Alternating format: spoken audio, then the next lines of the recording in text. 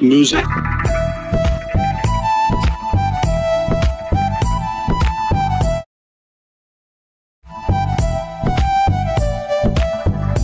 High guys, welcome to Goopitech official.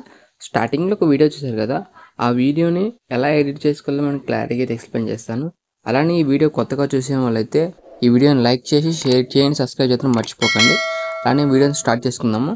Let's start the video.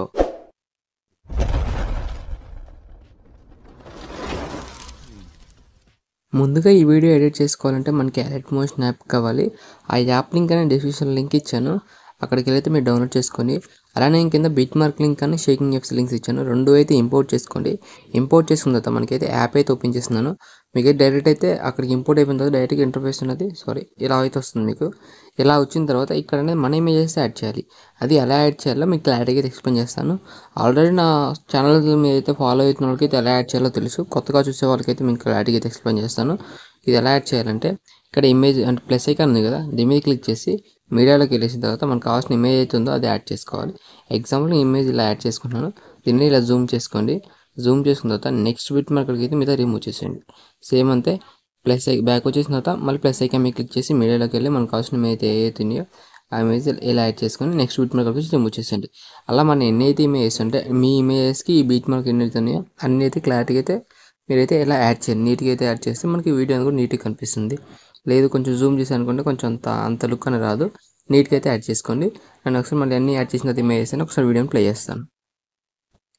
ఇలా అన్ని images add చేసుకోండి. Add చేసుకున్న తర్వాత ఒకసారి ఇక్కడ మీకు గ్రూప్ 1 గ్రూప్ 2 అలా మీకు అలా అయితే ఉంటుంది.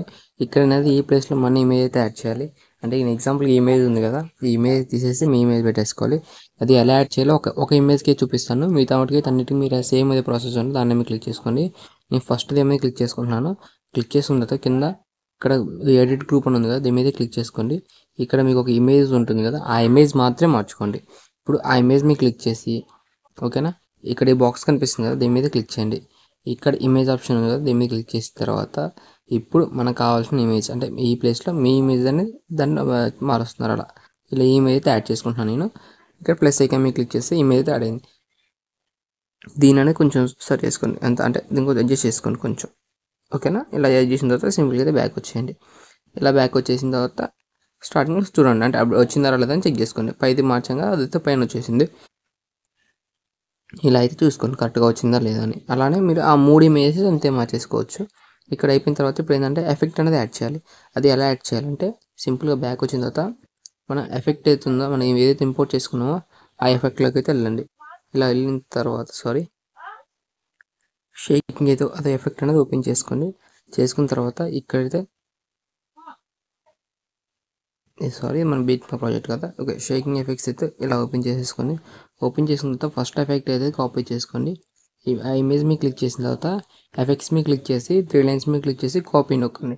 సింపుల్గానే బ్యాక్ వచ్చేసేయండి. బ్యాక్ వచ్చేసిన తర్వాత మళ్ళీ సేమ్ దీంట్లోకి వచ్చేసి అంటే మన బీట్ మార్క్ ప్రాజెక్ట్ ఉంది కదా, దాంట్లోకి వచ్చేసి ఫస్ట్ ఇమేజ్